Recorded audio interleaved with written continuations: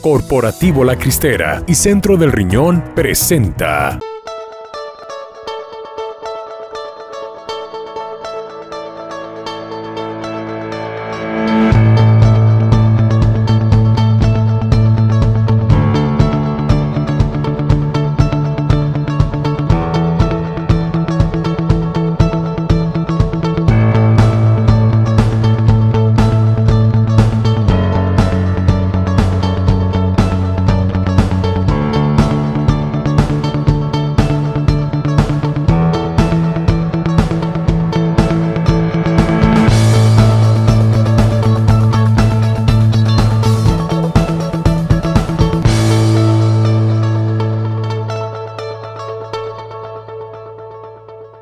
Y una edición más de tu programa Torre Médica. Gracias por acompañarnos desde tu pantalla y recordarte que este programa está pensado para ti y tu familia con un lenguaje práctico y sencillo.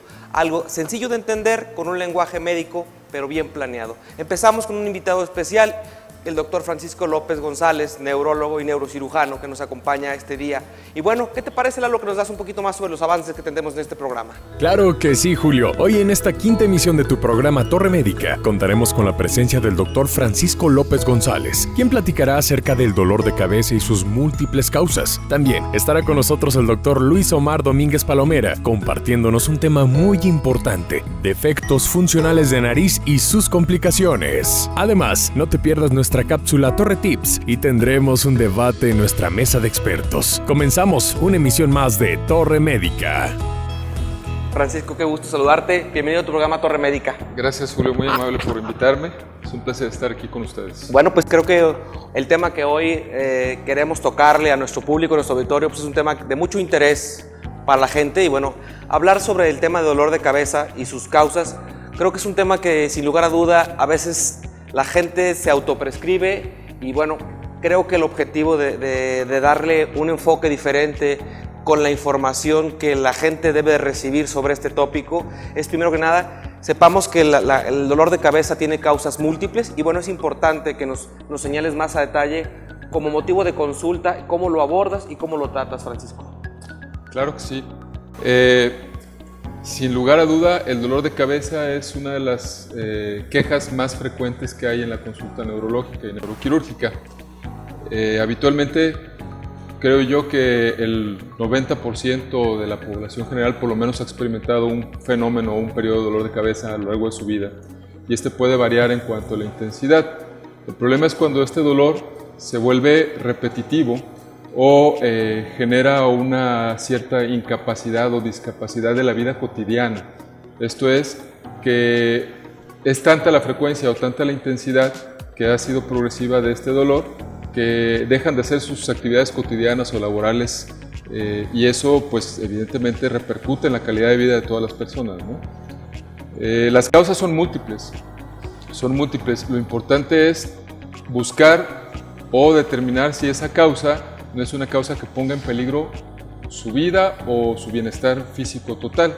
Y dependiendo de cómo se encuentre el paciente y cuál sea la forma en la que se presenta el dolor, podemos pensar en diferentes tipos de dolores de cabeza que son los que existen actualmente. Digo, llegan a nosotros de repente un cúmulo de información en la que las personas se preguntan si el dolor de cabeza tiene alguna causa específica o existe alguna forma de clasificarlo bien a bien, ¿sí? Porque obviamente el dolor de cabeza como tal pues puede tener múltiples razones.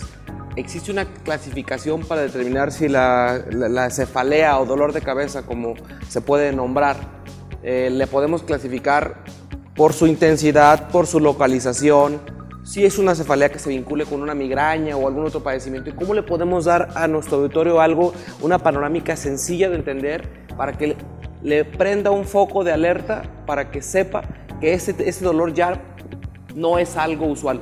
La cefalea tensional o el dolor de cabeza tensional es algo muy frecuente, que la gente se autoprescribe y se toma una tableta de algún analgésico, de cualquiera, y eso mengua. ¿Cómo lo podemos clasificar, Francisco? ¿Qué le diríamos a la gente en un lenguaje sencillo para que la gente en un momento dado busque una atención especializada? Bueno, hay una clasificación general para este tipo de dolores. Hay más de 170 causas ya bien identificadas de dolor de cabeza.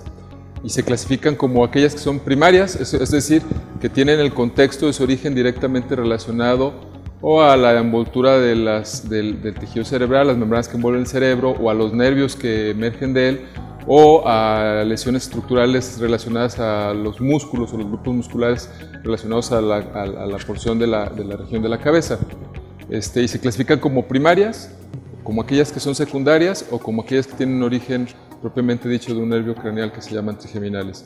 Aquellas primarias son las clásicas, las que más frecuente tenemos o tienen los pacientes, que es la clásica migraña, que tiene un contexto especial en cuanto a sus manifestaciones, aquella que es la tensional, que creo yo que es la más frecuente de todas esas por el estilo de vida que tenemos en este momento de población, y una variante de una migraña que se llama cefalea en racimos.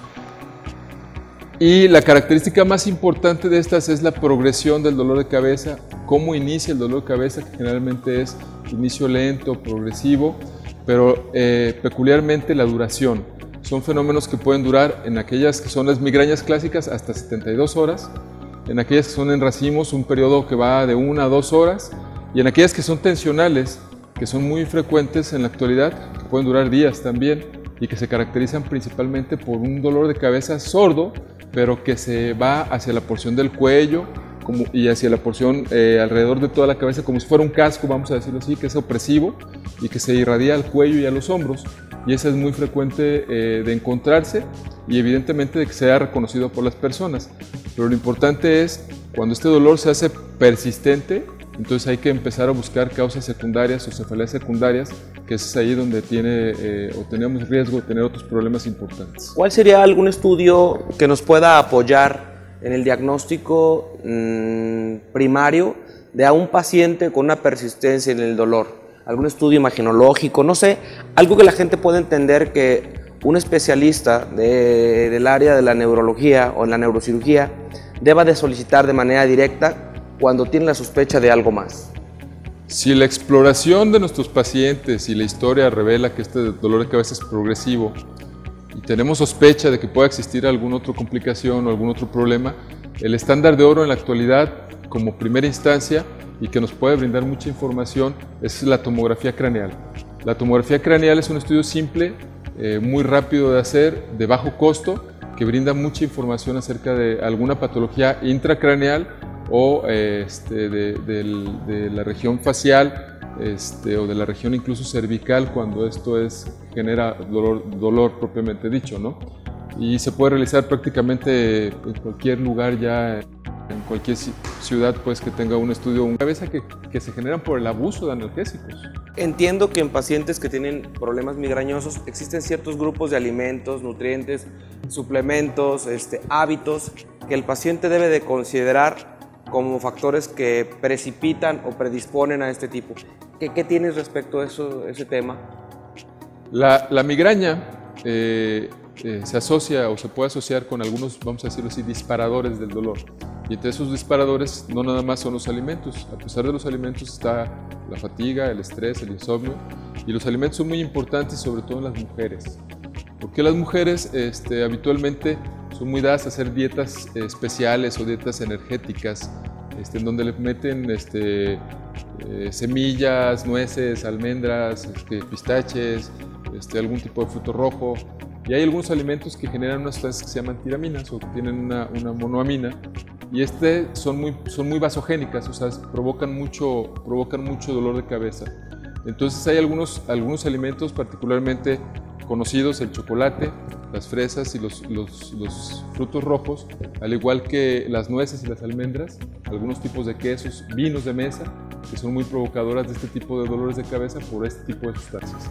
Creo que es importante que la gente entienda cuál es el objetivo y bueno, este es un tema muy importante y creo que podríamos llevarnos todo el programa, ¿sí? Buscando causas y hablando de ellas, y de algún modo quisiera que esto le demos continuidad y platiquemos más de testimonios que de alguna manera haremos llegar a través de las pantallas de ustedes. Y bueno, quiero que te quedes y nos acompañes en nuestra parte de nuestra sección de mesa de expertos y sigamos hablando más del tema. Gracias por acompañarnos, Francisco, en este programa Torre Médica, y bueno, esperemos que esto te dé una vista un poquito más clara que debes de acudir con un especialista para atender de manera oportuna algo que puede ser diferente y que puede comprometer tu vida y tu seguridad.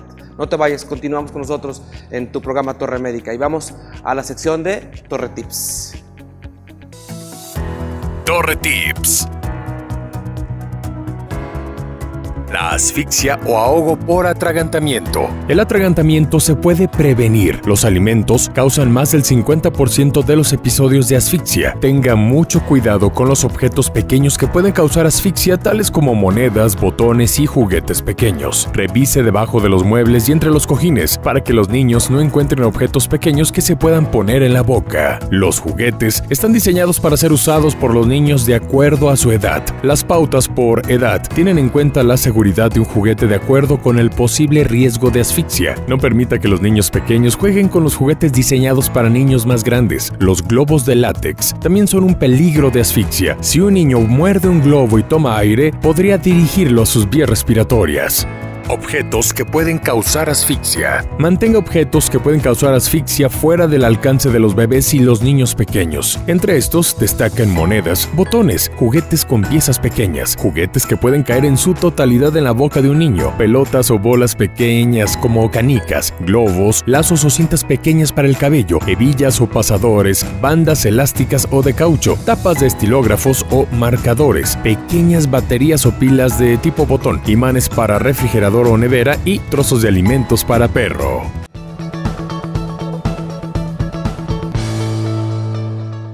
Centro del Riñón Guadalajara, a tu servicio las 24 horas del día. Atención profesional a pacientes con padecimientos renales. Además, ultrasonido, rayos X, laboratorio y hemodiálisis. Centro del Riñón Guadalajara, Plan de San Luis 1776. Recuerda, abrimos las 24 horas del día. 3823-1001. Responsable sanitario, Dr. Luis Arturo Gómez Hernández. Cédula profesional UDG 6525360. ¿Qué le falta a tu empresa? Tienes un gran producto y clientes que necesitan ese producto. Al principio, todo perfecto. ¿Qué pasa después? Fabricas más y el espacio no te alcanza para almacenar. El tiempo y la distancia no te alcanzan para distribuirlos. Tranquilo, nos encargamos de lo más complicado: el almacenaje, control de inventarios, la distribución y la entrega, para que tú solamente te dediques a cerrar negocios. Grupo AMPM, los expertos en almacenaje. Centro del Riñón Guadalajara, a tu servicio las 24 horas del día. Atención profesional a pacientes con padecimientos renales. Además, ultrasonido, rayos X, laboratorio y hemodiálisis. Centro del Riñón Guadalajara, Plan de San Luis 1776. Recuerda, abrimos las 24 horas del día. 3823-1001. Responsable sanitario, Dr. Luis Arturo Gómez Hernández. Cédula profesional UDG 6525360.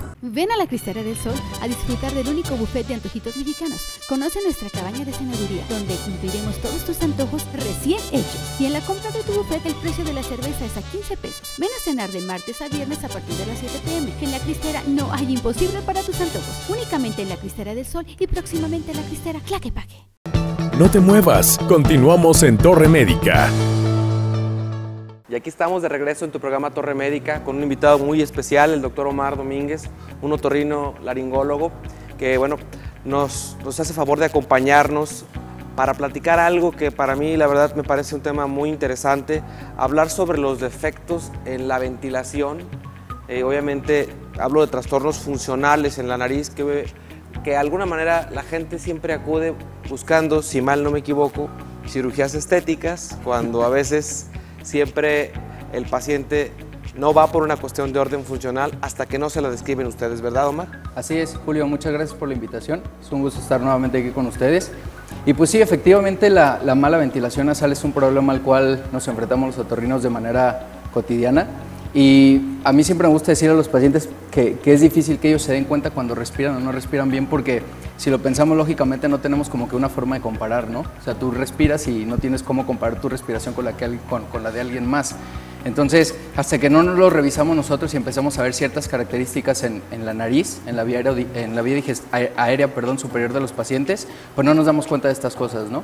Y el tener una mala ventilación nasal, el tener una mala respiración conlleva un montón de complicaciones a lo largo de la vida.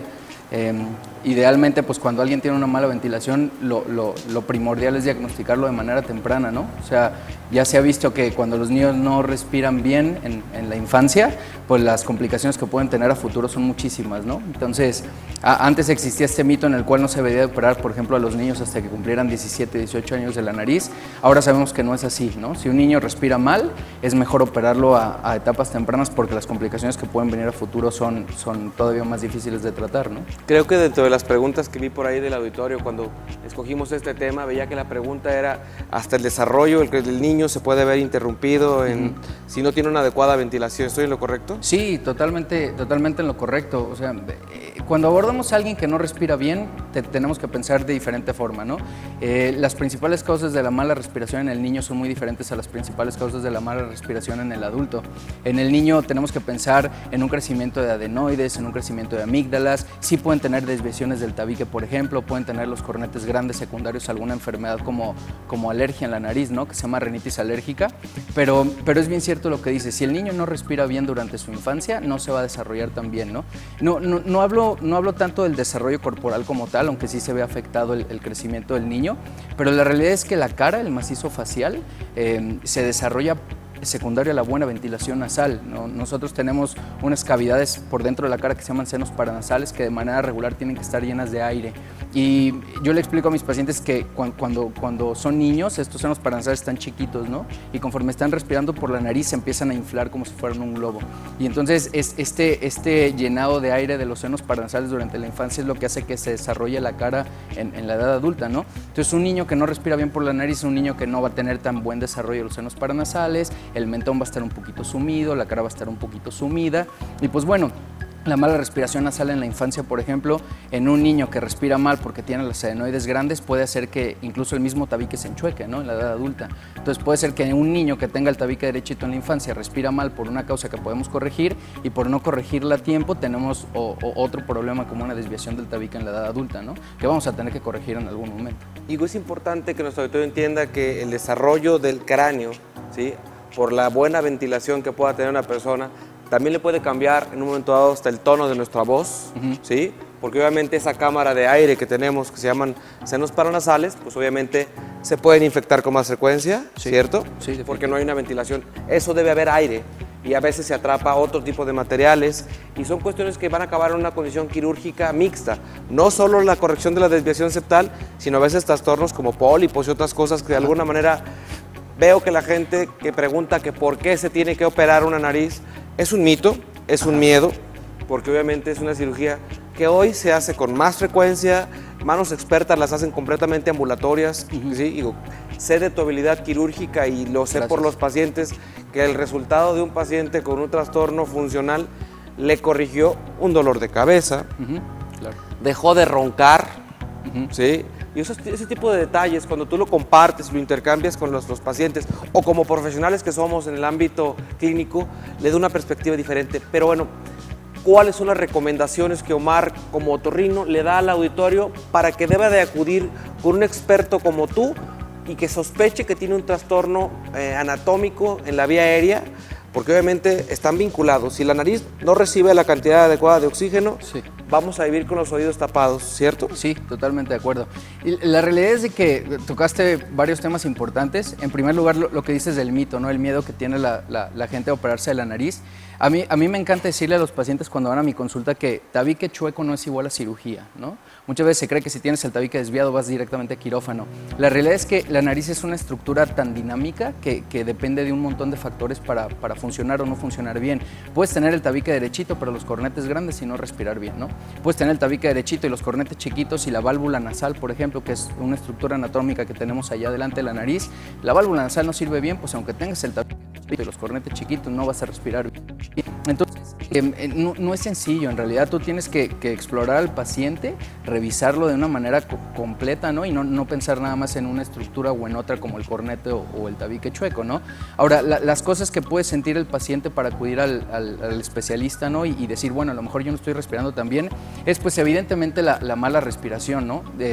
Es común que a los pacientes les suceda que a lo largo del día o cuando entran en contacto con ciertas sustancias o en ciertas épocas del año la nariz no funciona tan bien, ¿no? O sea, el típico paciente que de repente empieza a estornudar, se tapa por completo y no entra el aire y tiene que respirar por la boca, ¿no?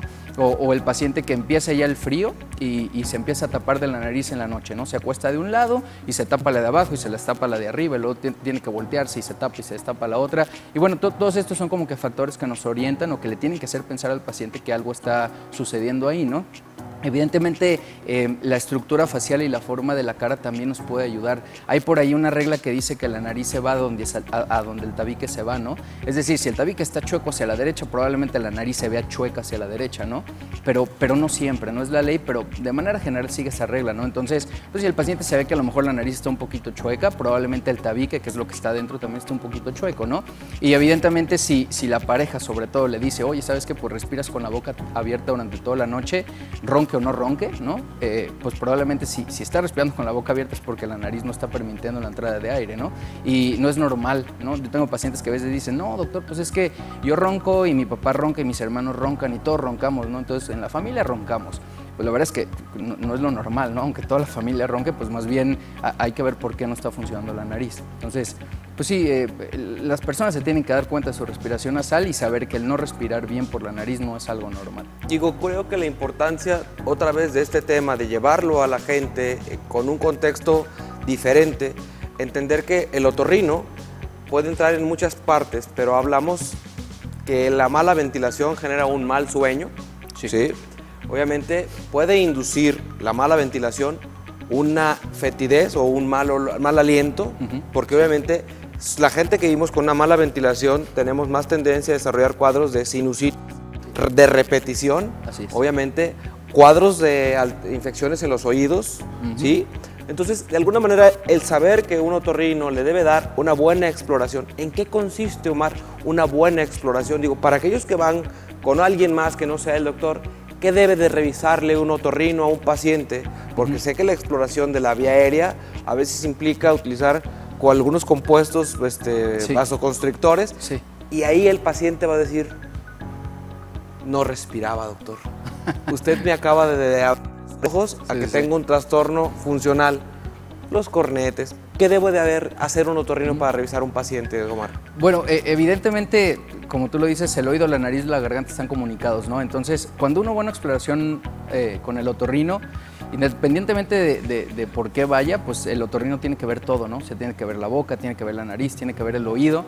Hablando específicamente de la nariz, que es lo que nos compete el día de hoy, pues muchas veces los orificios nasales son chiquitos, ¿no? Entonces, por más que uno quiera poner ahí un rinoscopio, que es un aparato que utilizamos para abrir un poquito la fosa, pues a veces no podemos ver toda la profundidad de la nariz, ¿no? Que es una estructura bien profunda en los adultos.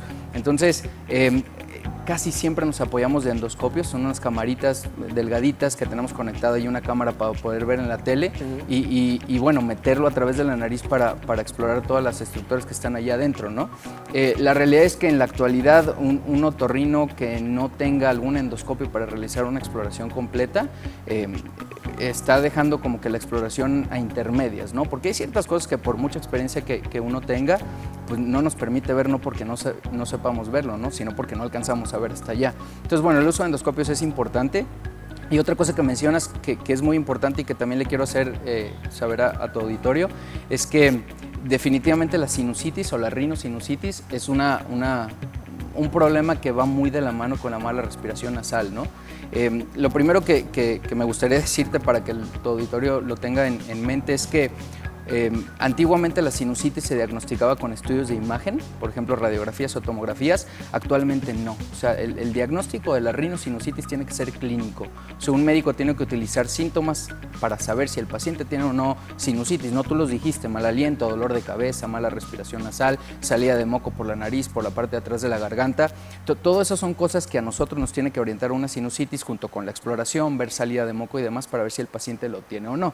Pero la tomografía se reserva para otras cosas, ¿no? Es decir, el tratamiento y el diagnóstico tiene que ser meramente clínico. Digo, creo que en la medicina es importante saber en qué momento justificas un estudio, digo, por lo que impacta en costos. Sí, claro. Y el 80-90% del diagnóstico de un trastorno funcional está en la habilidad clínica y obviamente el apoyo de un estudio es para complementar y en un momento respaldar tu diagnóstico definitivo, ¿no? Digo, saber bien a bien que alguien tiene un trastorno de desviación y decir, ¿sabes qué? Está contactando, digo, para hablar de términos en otorrino es algo que a final de cuentas nuestro auditorio puede no entenderlo del todo, pero saber que si eres bien evaluado, eres bien diagnosticado y eres bien manejado médicamente y respondes un tratamiento farmacológico, porque decías, no todos los padecimientos de desviación septal o no todos los problemas funcionales de nariz están ligados a cirugía. Sí, ¿no? ¿Sí? Y la cirugía, creo que para mí la cirugía, la septumplastía o el manejo de la nariz debe ser por manos expertas, sí, porque le hemos dejado de repente a la cuestión estética y siempre el paciente levanta la mano, ¿sí? Para decir, si ya me vas a arreglar la cuestión funcional, hazme el favor y ayúdame con la cuestión estética. Hay que darle de verdad a nuestro cuerpo lo que necesita, porque a veces por corregir un defecto anatómico o estético, no le damos a esa nariz el perfil de funcionalidad. Claro. Y he visto pacientes que han cursado por 3 o 4 manos de repente y digo, qué triste que caigan a veces en manos de charlatanes, y por eso traemos a nuestro programa gente experta, gente con conciencia. No todos los casos en pacientes con problemas de esta naturaleza justifica un procedimiento quirúrgico de inicio. Exacto. Eso no exime que el paciente pueda llegar a una intervención, ¿cierto? Cierto. Digo, y creo que a veces la combinación entre lo estético y lo clínico se pierde, ¿no? Sí, claro. Digo, ¿te pasa con frecuencia que los pacientes solicitan que le hagamos algo más a la nariz? Sí, digo, me pasa con frecuencia, pero la realidad es de que una buena cirugía nasal, desde el punto de vista estético, deja una muy buena función nasal. O sea, eso también es un mito. ¿Quieres tener una nariz bonita? Pues acostúmbrate a no respirar, ¿no? La realidad es que las narices que se ven más bonitas, en manos expertas, evidentemente, son las narices que mejor respiran, ¿no? Tenemos que encontrar como que esa sinergia entre lo estético y lo funcional, y es muy fácil lograrlo. Yo creo que la armonía depende mucho de qué manos te pongas, y eso está muy claro, y por eso yo le quiero dar las gracias al doctor Omar Domínguez y por hacerme el favor de haber estado en el programa de Torre Médica, y además lo invito a que se quede a nuestra sección de mesa de expertos, donde platicaremos más a detalle en interacción con el doctor Francisco López, que habló sobre el tema de dolores de cabeza y sus múltiples causas. Y yo quiero que le digas al doctor, ¿dónde te podemos encontrar, Omar? Claro que sí, Julio, con todo gusto. Yo estoy en la Torre de Especialidades Médicas del Centro del Riñón, Avenida Plan de San Luis, número 1831. Los teléfonos son 3823-1001 y 1002, extensión 2. Me pueden encontrar a través de mi página de internet, www.doctoromardominguez.com.mx.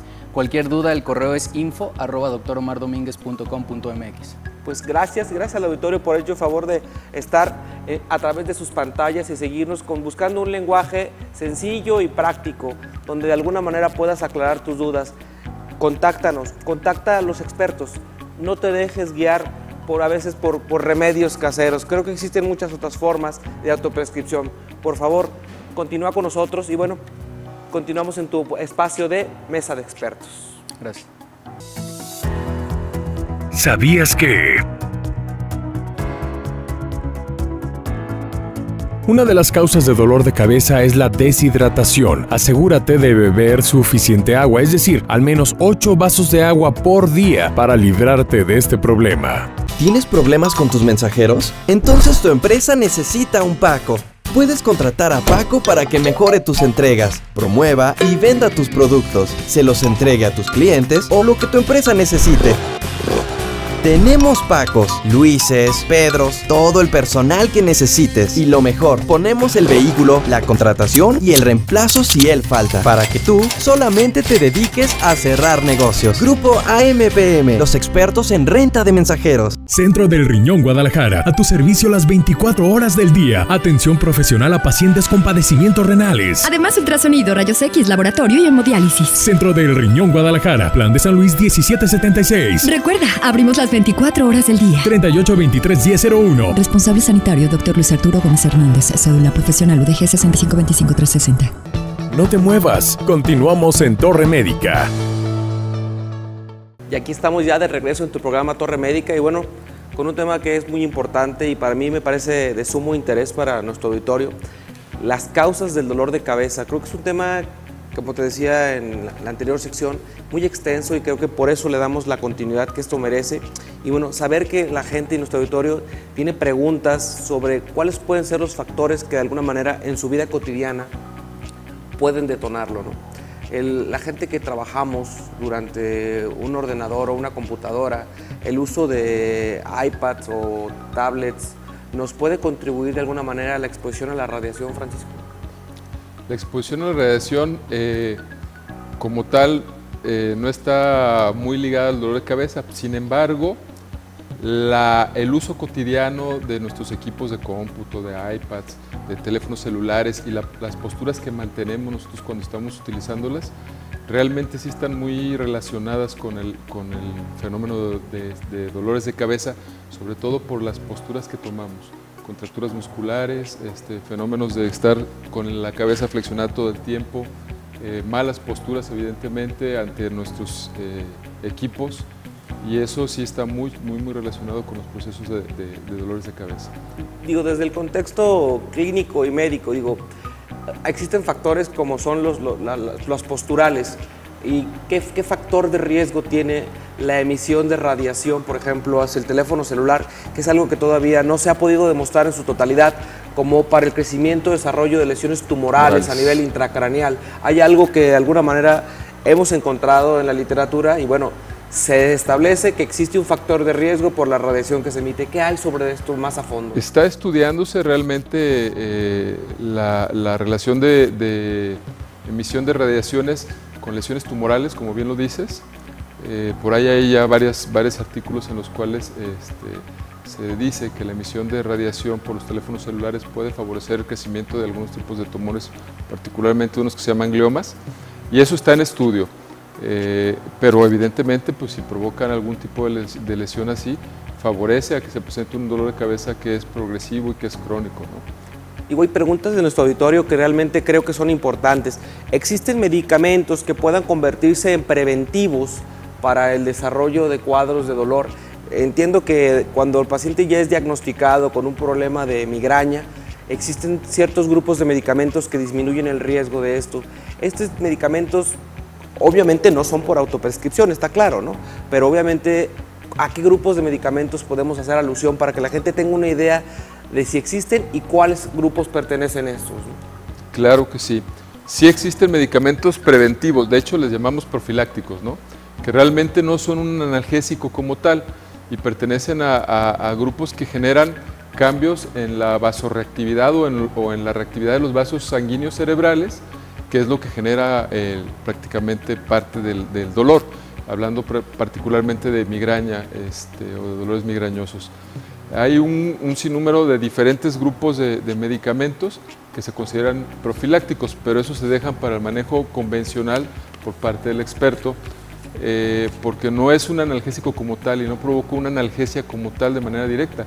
Estos actúan de manera progresiva a lo largo de 15 o 21 días, empiezan a generar su efecto buscado y eso hace que los dolores de cabeza que fueron tan intensos se vayan volviendo menos fuertes y se vayan retirando, de tal manera que esta es la base, o estos medicamentos profilácticos son la base real del tratamiento para las migrañas o para los dolores de cabeza en racimos, ¿no? Ok, y otra cosa que para nuestro auditorio, y veo las preguntas que de alguna manera dejaron señaladas a través de redes sociales, que es una de las formas en las que tenemos comunicación y contacto con nuestro auditorio.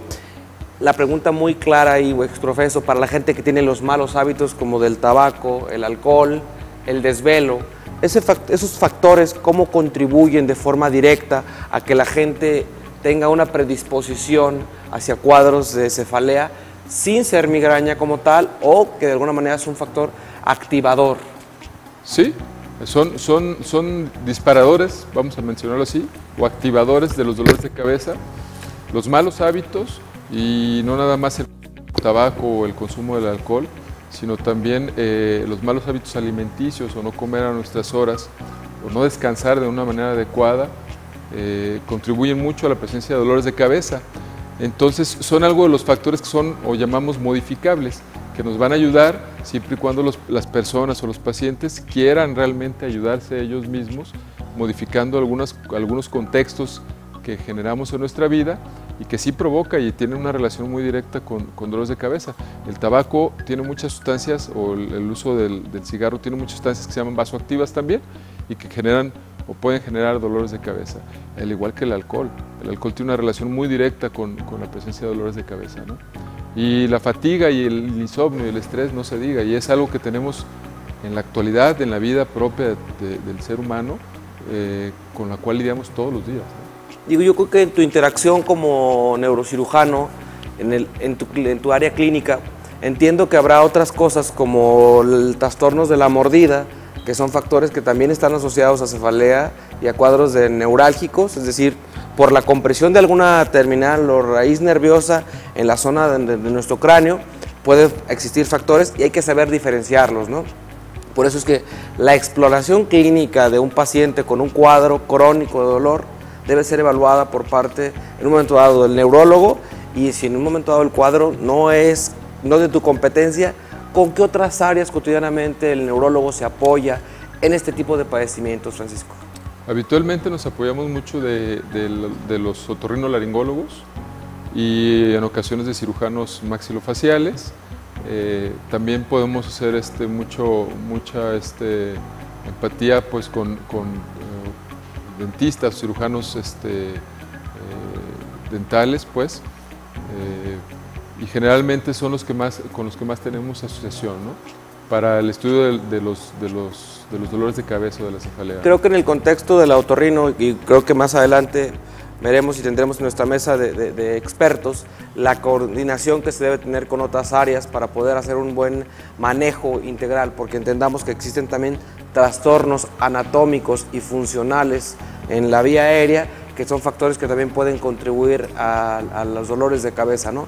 Una mala ventilación en la vía aérea puede ser un factor detonante y que obviamente a veces el paciente no tiene conocimiento porque el defecto, nos acostumbramos a vivir con un defecto anatómico en nuestra vía aérea, pero obviamente vivir con un dolor de cabeza yo creo que al grado de ser incapacitante, ¿cierto? Digo, creo que es algo que podemos ver cotidianamente en la consulta, en nuestro día a día, cualquiera, pero mayormente en el caso tuyo, y creo que hacer algún estudio laboratorial, ¿hay algún estudio que nos pueda hacer auxiliar en el paciente con dolor de cabeza crónico?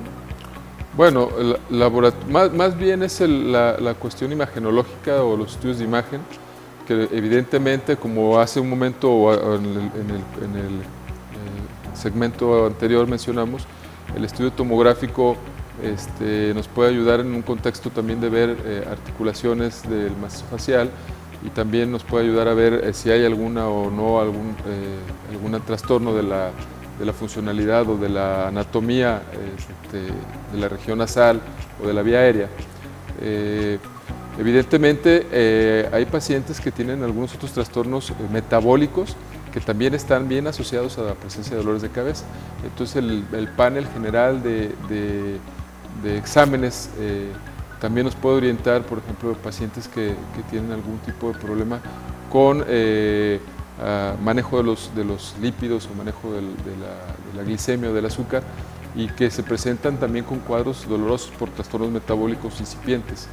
Y uno está buscando otras causas y se encuentra uno con que tiene una cuestión metabólica, que es lo que está generando todo el contexto del dolor de cabeza.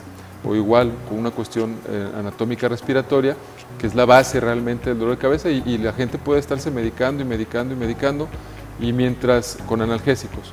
Y mientras no se soluciona este tipo de problema, pues evidentemente no van a mejorar, ¿sí? Y no se mejora porque pues, no acuden con un experto para que pueda ver hacia qué lado hay que mirar, ¿no? Digo que es importante que a nuestro auditorio le quede claro que obviamente ver al paciente desde un contexto clínico general es abordarlo desde el punto de vista presión arterial, evaluar laboratorialmente sus estudios, encontrar niveles de glucosa, colesterol, triglicéridos, colesterol bueno, colesterol malo, como en el contexto general la gente lo conoce, saber que el paciente no vive con algún proceso infeccioso por ahí que estuviera detonando. Las infecciones crónicas del tracto urinario en hombres contra en mujeres pueden ser factores que cambien tanto la condición, dolor de cabeza, y a veces no lo buscamos porque no lo pensamos. Creo que el hecho de invitar a expertos, como en este caso al doctor Francisco López, que nos hace favor de acompañarnos con algo tan importante y tan interesante para que la gente entienda que le damos un ángulo y una perspectiva, pero buscamos un lenguaje distinto, que de algún modo ustedes en su casa puedan entenderlo. Obviamente, estudios electroencefalográficos para pacientes con dolores crónicos ¿Puede ser un auxiliar en alguno de estos casos? Definitivamente es un auxiliar, de hecho es parte del panel que se busca junto con la tomografía, electroencefalograma, estudios de sanguíneos para ver alguna cuestión metabólica o infecciosa. Y el electroencefalograma también puede generar un contexto importante como el estudio general del paciente con cefalea. Digo, para los que tenemos el uso desde nuestra infancia de lentes de aumento, obviamente la graduación adecuada para los que hemos vivido una corrección a nuestro auxiliar visual, los lentes o los pupilentes, según sea la situación, obviamente este puede ser un factor que sin lugar a duda, y lo vi que estaba dentro de las preguntas que nuestro auditorio hizo, si el uso de lentes o no usar de manera apropiada para trabajar o para leer de manera cotidiana puede exacerbar. ¿Qué tanto eso te ha tenido relación?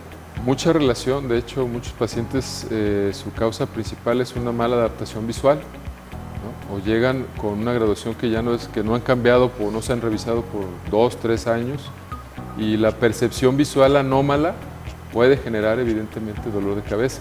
Inclusive a muchos nos ha pasado cuando nos readaptan los lentes que vemos, aunque no quedó muy bien la graduación y que vemos un piso más profundo o algo, inmediatamente empezamos con un proceso de cefalea o de dolor de cabeza. Eso es muy, muy común. Doctor Francisco, ¿dónde te podemos encontrar a ti para, en un momento dado, que alguien de nuestro auditorio quiera consultar a alguien experto como tú? Bueno, tenemos laborando en nuestro consultorio, que se encuentra en Plan de San Luis 1831, la Torre Médica del Centro del Riñón, y en el Hospital Country 2000 también laboramos de manera particular. Estamos para ayudarles, para poder facilitar cualquier tipo de ¿Cuáles son los teléfonos que tiene su consultorio, doctor? 3823-1001, 3823-1002 con extensión 2. ¿Y en sus redes sociales cómo lo encontramos, doctor? Neurocirujano GDL y doctor Francisco López, neurocirujano. ¿En Facebook también lo encontramos? En Facebook también estoy como doctor Francisco López. Pues yo quiero darle las gracias a nuestro auditorio por habernos hecho favor de acompañarnos en esta su sección de entrevista con el doctor Francisco López. Y bueno, recordarles que este es un programa diseñado para ustedes con un lenguaje diferente. El objetivo de esto es que tengamos un idioma práctico y sencillo y que sepamos con quién tenemos que acudir. En tu programa Torre Médica estamos pensando en ti y en tu bienestar. Es muy importante que nos busques a través de redes sociales y bueno, que te contactes. No te pierdas semana a semana tu programa Torre Médica. Sigue con nosotros en Torre Médica. Centro del Riñón Guadalajara, a tu servicio las 24 horas del día. Atención profesional a pacientes con padecimientos renales. Además, ultrasonido, rayos X, laboratorio y hemodiálisis. Centro del Riñón Guadalajara, Plan de San Luis 1776. Recuerda, abrimos las 24 horas del día. 3823-1001. Responsable sanitario, Dr. Luis Arturo Gómez Hernández. Cédula profesional UDG 6525360. ¿Te casas? ¿Te gradúas? ¿Cumples 15 años o simplemente tienes un evento especial? El maquillaje es el guardarropa de nuestro rostro. En Irma de Zúñiga el maquillaje es nuestra especialidad. Luce como un artista de televisión con nuestros servicios. Atención, calidad, experiencia y vanguardia nos caracterizan. Haz tu cita al 3620-2922 o consulta a irmadezúñiga.com. Centro del Riñón Guadalajara, a tu servicio las 24 horas del día. Atención profesional a pacientes con padecimientos renales. Además, ultrasonido, rayos X, laboratorio y hemodiálisis. Centro del Riñón Guadalajara, Plan de San Luis 1776. Recuerda, abrimos las 24 horas del día. 3823-1001. Responsable sanitario, Dr. Luis Arturo Gómez Hernández. Cédula profesional UDG 6525360. ¿Tienes problemas con tus mensajeros? Entonces tu empresa necesita un Paco. Puedes contratar a Paco para que mejore tus entregas, promueva y venda tus productos, se los entregue a tus clientes o lo que tu empresa necesite. Tenemos Pacos, Luises, Pedros, todo el personal que necesites. Y lo mejor, ponemos el vehículo, la contratación y el reemplazo si él falta, para que tú solamente te dediques a cerrar negocios. Grupo AMPM, los expertos en renta de mensajeros. Ven a la Cristera del Sol a disfrutar del único buffet de antojitos mexicanos. Conoce nuestra cabaña de cenaduría, donde cumpliremos todos tus antojos recién hechos. Y en la compra de tu buffet el precio de la cerveza es a 15 pesos. Ven a cenar de martes a viernes a partir de las 7 p.m. En la Cristera no hay imposible para tus antojos. Únicamente en la Cristera del Sol y próximamente en la Cristera Tlaquepaque. No te muevas, continuamos en Torre Médica. Estamos ya de regreso en tu programa Torre Médica y bueno, llegamos a la parte medular del programa en la que hacemos una conjunción entre los dos invitados y buscamos empatar el área de la especialidad de la neurocirugía y obviamente la otorrino. Y tenemos a dos grandes amigos, dos colegas y gente que de alguna manera nos ha dado la pauta para caminar en nuestras diversas ocupaciones clínicas. Qué mejor que entre amigos y lo más agradable, gente con una trayectoria muy extensa y que vive a través del medio de la salud, tanto en el ámbito institucional como en el ambiente privado. ¿Qué nos permite hacer esto en la mesa de expertos? Intercambiar opiniones, cómo interactúa la neurocirugía con la otorrino. Gracias a los dos por quedarle y brindarnos tu tiempo para llegar a través del canal de la gente con un lenguaje sencillo y práctico. Gracias. A los dos, gracias. Y bueno, platiquemos más a detalle qué es lo que le hace la otorrino en conjunción con la neurocirugía y cómo hacen un empate en su labor diaria, ¿no? Bueno, sí, si me permite el doctor Francisco, creo que tenemos que trabajar de la mano, ¿no? Ya lo había dicho yo, la medicina moderna se está haciendo interdisciplinaria y ya el médico que trata todo es difícil, ¿no? El que mucho abarca, poco aprieta. Entonces, la verdad es que el cerebro, todo lo que trata el neurocirujano, el sistema nervioso central, pues es vecino, ¿no? Del área de la nariz, el oído y la garganta. Desde abordajes quirúrgicos en los cuales los neurocirujanos utilizan un poquito la vía de entrada de la nariz para llegar y resecar tumores, hasta lo que habló el doctor Francisco al inicio del programa, ¿no? O sea, el dolor de cabeza, que es una de las causas más frecuentes de consulta para el neurocirujano. Él mismo lo dijo, ¿no? Muchas veces la causa del dolor de cabeza viene aquí a nivel nasal, entonces no se nos puede olvidar, ¿no? O sea, no se nos puede olvidar que todo está relacionado y que muchas veces problemas en un sitio pueden dar síntomas en otro sitio, ¿no? Y entonces tenemos que tener eso bien en claro para que no se nos escape el diagnóstico con el paciente ahí enfrente. Y sé también que de alguna manera el comportamiento y ciertos abordajes que hace el neurocirujano, y la experiencia de Francisco sobre lesiones en la base de cráneo, de alguna manera la interacción del otorrino para poder acceder a ciertas áreas es fundamental que interactúen y trabajen juntos en quirófano, ¿cierto? Sí, claro. A mí me tocó ver al doctor Francisco operar y, bueno, él hace el abordaje perfectamente bien hacia la base del cráneo sin necesidad de ayuda, ¿no? Pero sí, como tú lo dices, definitivamente el otorrino muchas veces trabaja en conjunto con el neurocirujano para brindarle esta vía de acceso a ciertos tumores, sobre todo en la parte de la base del cráneo, ¿no? Yo estoy claro, no te he dejado decir lo que de alguna manera Francisco sé que te tiene que explicarle al auditorio, pero las manos expertas en la cuestión quirúrgica, y tengo el orgullo de tener gente a mí, a compañeros de pupitre y a maestros, porque tengo el orgullo de haber sido parte de su formación médica como su asistente y de alguna manera como hoy como colegas y socios, pero lo más agradable es saber que los expertos en ciertas áreas para la base de cráneo, para el trabajo en la otorrino, y llegar a combinar todo esto de alguna manera a ustedes. Y a ti, Francisco, te pregunto, ¿con qué frecuencia tienes que actuar con el otorrino en tu vida diaria? Realmente en la actualidad es prácticamente cotidiano nuestro actuar con el otorrino, ¿no? Son dos especialidades que van de la mano para el manejo de múltiples enfermedades del sistema nervioso. En lo particular, como parte de la cirugía de base de cráneo, pues realizamos, no sé, por semana probablemente 3 o 4 procedimientos quirúrgicos de base de cráneo, y en esos el otorrino está participando ya en la actualidad de manera cotidiana con nosotros. ¿Por qué? Porque pues evidentemente ellos manejan y tratan toda la cuestión de la vía nasal y de la vía aérea pues mucho mejor que el neurocirujano, ¿sí? Y entonces el empate y el compartir los conocimientos ha sido muy enriquecedor para nosotros y evidentemente muy favorable para nuestros pacientes. Quedan con muchos menos problemas funcionales respiratorios y evidentemente eso genera una mejoría total para el paciente en cuanto a su sentir después de un procedimiento quirúrgico grande. O sea, hablar de recuperaciones más mediáticas cuando hacen abordajes amplios, entiéndase que la neurocirugía es algo que ha evolucionado en un lapso de tiempo muy corto. Hoy se hace una neurocirugía mínima invasiva, hoy se hace endocirugía, quirúrgica. Obviamente, hablar de cirugía de este tipo es hablar de un contexto muy diferente, y los que de alguna manera vivimos el día a día en estos últimos 20 años de hacer labor profesional, sabemos que el traer a gente experta para que tú lo veas a través de tu pantalla, pero busquemos darte un lenguaje diferente en la que la combinación del experto para un padecimiento, y que afortunadamente trabajan en conjunto en el mismo espacio, pero que son gente que tiene el gimnasio diario de la cirugía, porque yo así lo considero. Aquel médico que tiene una condición práctica, cotidiana, tiene un gimnasio todos los días para poder tener al paciente en una condición óptima. Por eso buscamos gente que viva el día a día.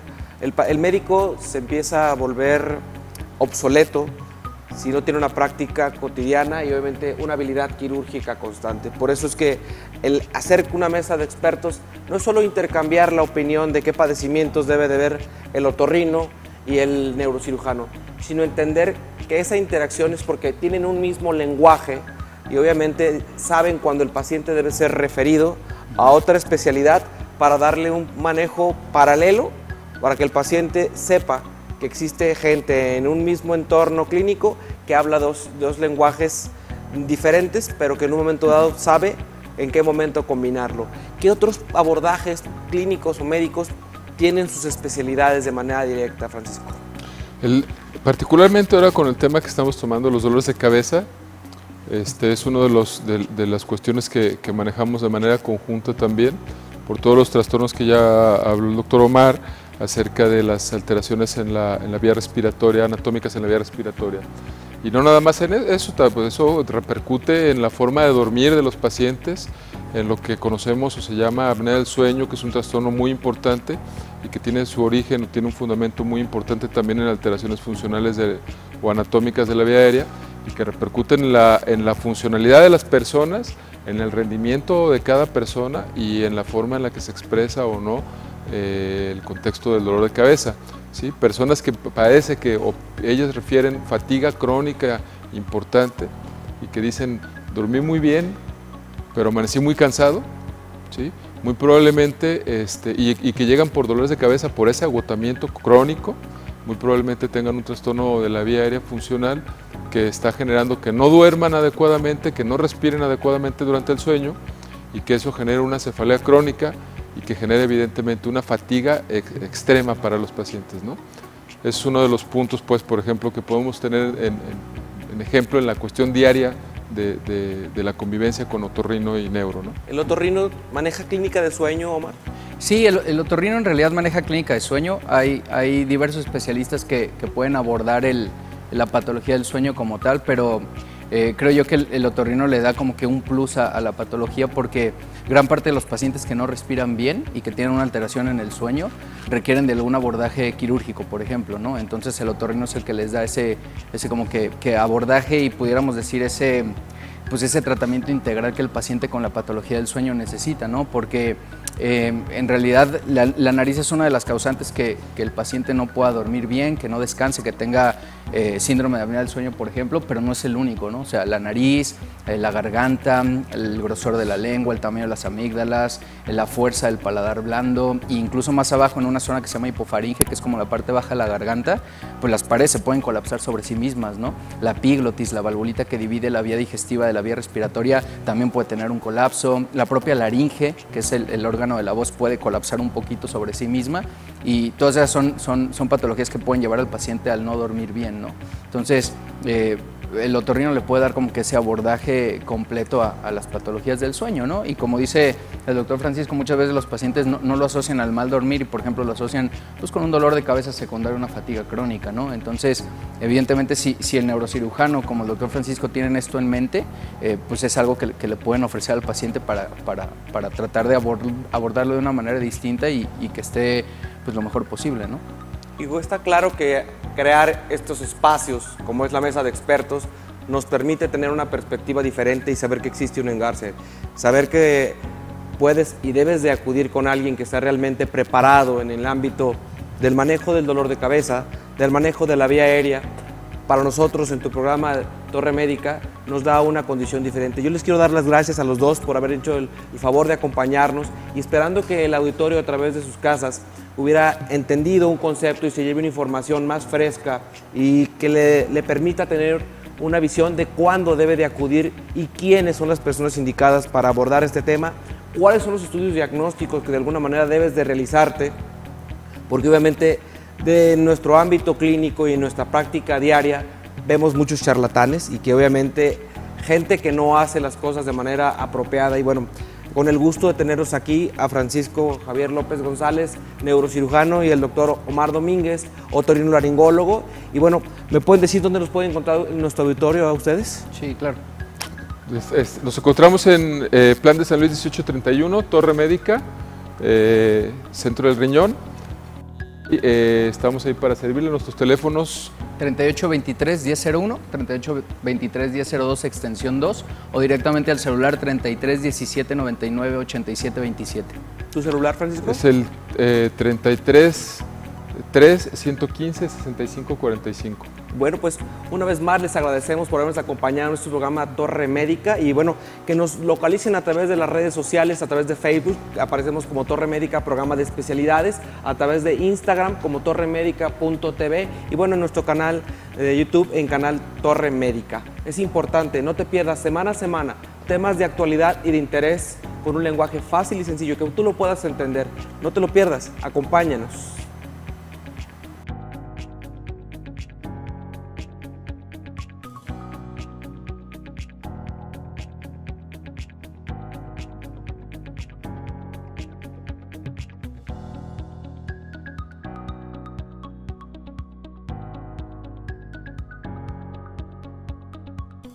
Torre Médica Centro del Riñón presentó